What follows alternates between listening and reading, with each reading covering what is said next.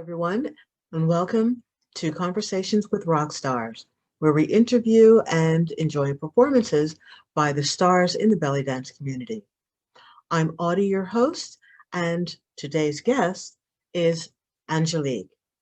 Angelique has been dancing for over 2 decades and is certified in the Salimpour format. Let's take a moment to enjoy one of her performances.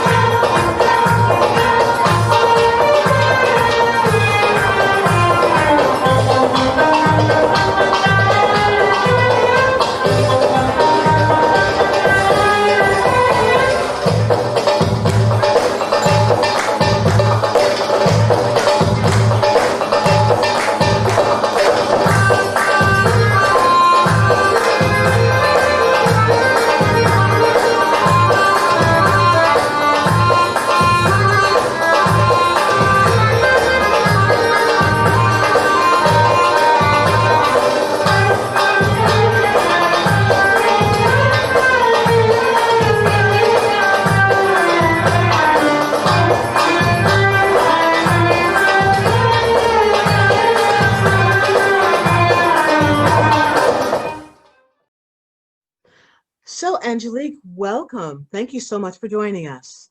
Thank you for having me. So, tell me, an amazing performance, by the way, that we just watched, but how did you get into the world of dance in the first place? Well, I think it was always kind of percolating. Um, Even as a little girl, I did a little bit of tap, but it was not like with an official school or anything. Mhm. I think just growing up, me and some of the other girlfriends in my neighborhood, we were just always creating dances and singing and, just being very creative. And then when I got older, especially in college, I had a great band of friends, and we used to go out to the clubs and we would get dressed up on a Friday and Saturday night, and we would go out and we would dance for hours. Yeah. And that was a really big part of my identity. And when I got a job, I grew up in Buffalo, New York. When I got a job in the Hudson Valley, I got a job with IBM, and I thought it was closer to the city than it really was. So when I actually moved out here and I realized that 60 miles away is a little bit of a drive. Mhm. And so what I thought I was going to have like a more of a city experience and, be able to go out to all the clubs didn't really happen. And here in the Hudson Valley, it's much more of a day life than it is a nightlife. And I try not to go outside whenever possible because I'm a bear magnet, a snake magnet, and a tick magnet. Oh. So I was looking for something to fill that part of me. And I had a Persian friend that I worked with, and she said, "Why don't you try belly dance?" And I did. And I was instantly hooked. And I took classes from anybody that I could take in those early days.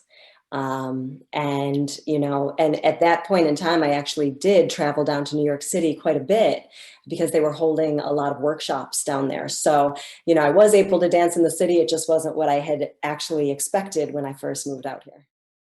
People who are not familiar, what the Salimpour method is. So I have so many funny stories about this because, when I first got introduced to the Salimpour format, it was 1999. And that was, I'm sure you remember, it was a very different time for belly dance back then. And there was no internet. Well, there was internet, but there was no YouTube, Yeah. right? So you didn't have this, disposal at your fingertips. And at the time, all my money went to VHS tapes, and they were $50 a piece. And you would buy these VHS tapes, and that was an hour and a half of that dancer, and that's all you got. And you would watch them over and over and over again, trying to absorb everything that they could teach you. So ironically enough, my first ever VHS tape was Suheila's. I didn't know who she was. I didn't know what her format was. I didn't know even really what I was looking at. I knew that it was beautiful, but I was so green that everything looked beautiful to me. And I couldn't really identify, different categories and different talent level. And so when I first started dance, like I said, I was taking classes from everybody and enjoying it. And there still is a piece in my heart of every dancer that I've ever studied with, right? And, but at the same time, I also had at that point a black belt in martial arts. And so I understood body mechanics, and I picked up really quickly. And, I would go to classes, and I was considered an advanced dancer just after like 2 years, which was a heartache. And nothing against the teachers, right? It's just the way that it kind of was, especially when you aren't living in a very populated metropolitan area with limited access.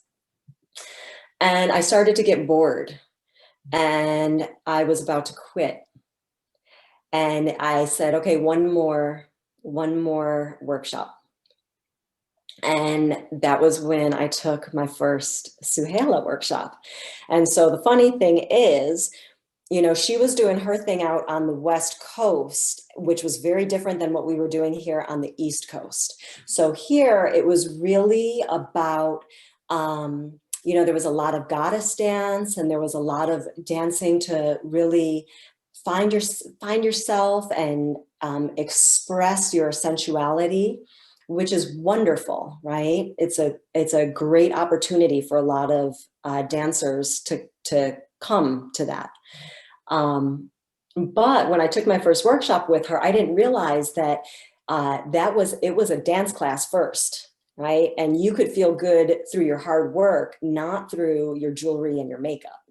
And so when I went, I was wearing a skirt that went to my knees, and I was wearing bangles, and I had on a full face of makeup, and I was all sorts fabulous, and I was an advanced dancer. And I went, and it was a weekend workshop. And within the first 15 minutes of our warm-up, she had us lying on our backs. We were doing ab exercises with opening and closing our legs.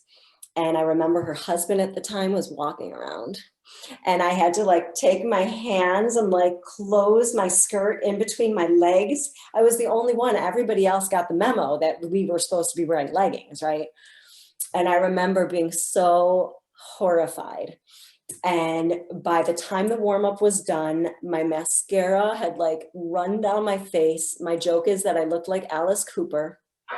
But I was not giving up, and I wasn't going home, right? And so then we started our drills. And it was such a humbling experience because, again, in my mind, I'm walking in there thinking I'm an advanced dancer. Now I could not do anything, just even this basic stuff. And so like I said, it was a really humbling experience, and it taught me that I didn't have control of my body. So even though I was taking from these fabulous master instructors, what they were teaching was musicality. What they were teaching was, movement through space, or they were teaching, a style, but I did not have the control yet to be able to execute that. And when I took my first workshop with her, that was when I realized that I needed to understand the discipline of how to move my body in the appropriate way. Mm-hmm. But we're going to take a break right now, and we're going to enjoy another one of your performances. Wonderful.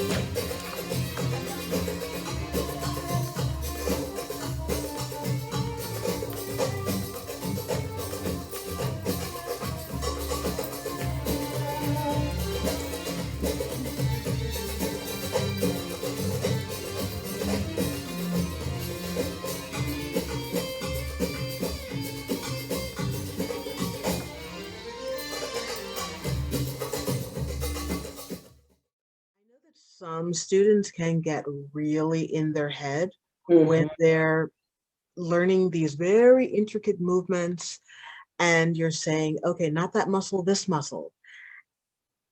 And then they get stuck, okay, but now I have to emote and be Yeah. graceful. And what do you say to students like when they Yeah. get stuck like that? I so get that. And that was even kind of a path that, that I took as well, is that sometimes you can get bogged down in the technique of it all, that, you can lose some of the magic. But, in the Salimpour format, the way that we have modeled, the way that she has modeled her program is that it's the same as if you were in any other Western type of dance, right? Whereas you learn the technique at the lower level, and then at the higher level, we tell you to forget it all. And now we want you to emote, right? Or we want you to stylize, or we want you to connect to the music, or we want you, okay, now we want you to dance like Naima Akef, right? Now we want you to dance like Nadia Gamal, right? So there is definitely a journey. The problem is that so many people get stuck at level 1 or 2 that they never really see the magic that happens in level 3 and 4. And I've said it so many times, Suhela's magic doesn't lie in levels 1 and 2. Her magic lies in 3 and 4. And that's really where we start to do our emotive and our creative work to help develop the dancer as an individual. And, it's just, I wish that so many people could see that. And I hope that they can see that when they see the higher level dancers, and they can see kind of the whole package. Now, the other thing that I always tell my students is the way that we break down our classes is we start off with, a warm up and strong conditioning. Then we go into our technique. Then we apply that technique to our combo. And when you're in the technique portion, I encourage people, that's your time to really work out the cerebral nature to it all. But then when you go into the combination, or you're working with choreography, that's your time to, connect with the music and to develop that part of your ear and that part of your presentation. So in my classes, we hit on both angles, because I do think that it's important that people know how to get out of their head when they're dancing. I call it thinking face. And we've all done it. We've all been on stage thinking really hard, am I doing this right? But it just doesn't make, that's not why we dance. That's not why we perform. You know, nobody connects with somebody just because they're a great technician. And I would take a passionate dancer over a brilliant technician any day. And then with that said, if we can get both in the same package, that's a good time. So students just have to plug through, Plug take through parts, and hard work. Yeah. yeah, yeah. Great, great. So, one thing I really, going on to another subject, but one thing I really wanted to talk to you about is 2020. It was an amazing year, and of course, remnants of it are still Still here with with us. us. And the belly dance community has really gone through some stuff. Yep. Yeah. What's the big thing that like really um, speaks out to you?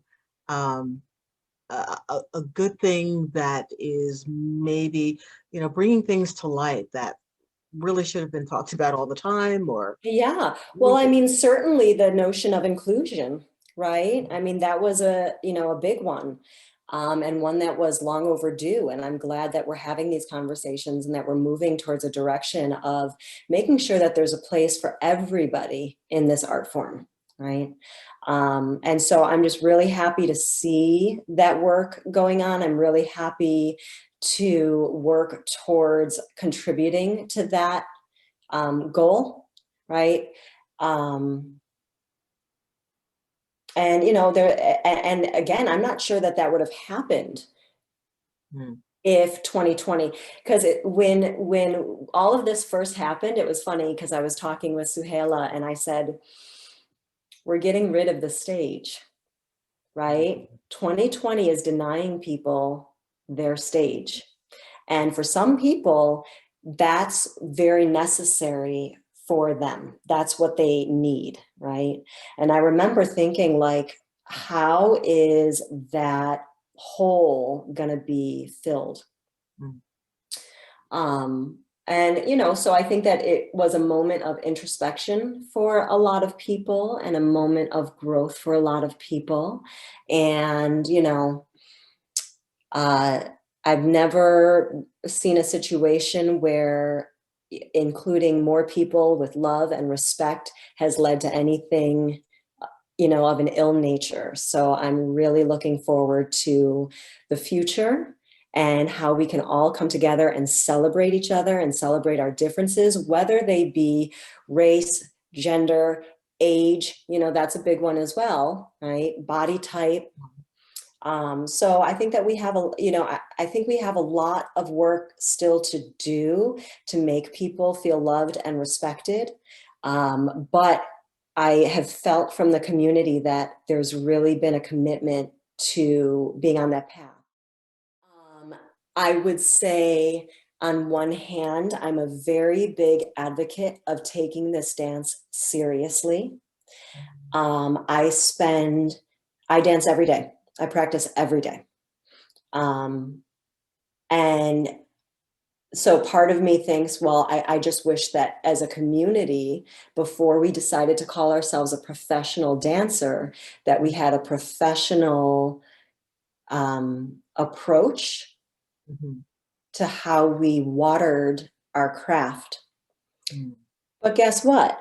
On the other hand, there is Susie, who's just my random name that I picked out of a hat, who comes home from work and she's got kids and she is making dinner and she can only find an hour for herself. And this is her moment of escape.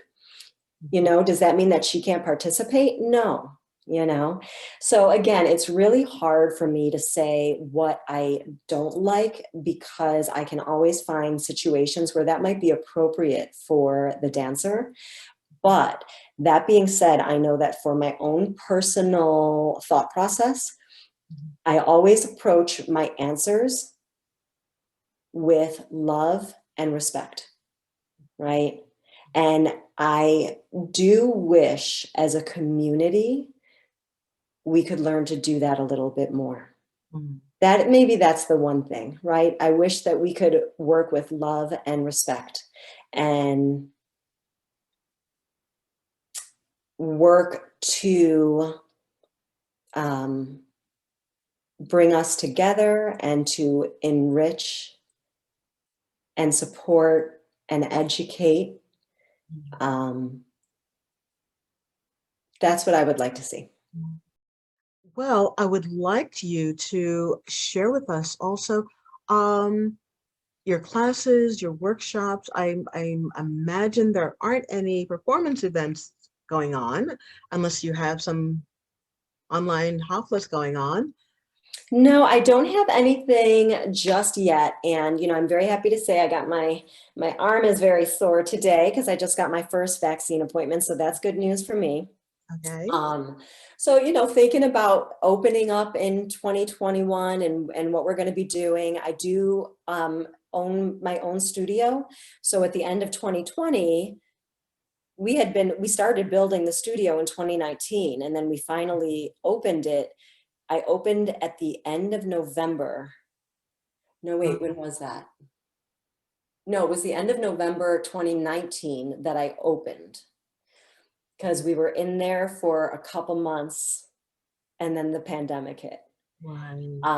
So I never even really got to get a lot of traction in the studio before all of this happened. But I'll tell you what, moving online for me was really great. And I know we talked about this in the last interview that we had done, but I love teaching on Zoom. I love being able to connect with students from all over the world.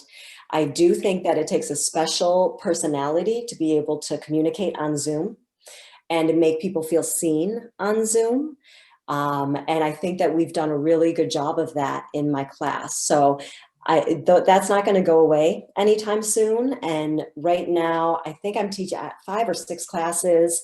And, I have all of my class information up on my Facebook page or my web page.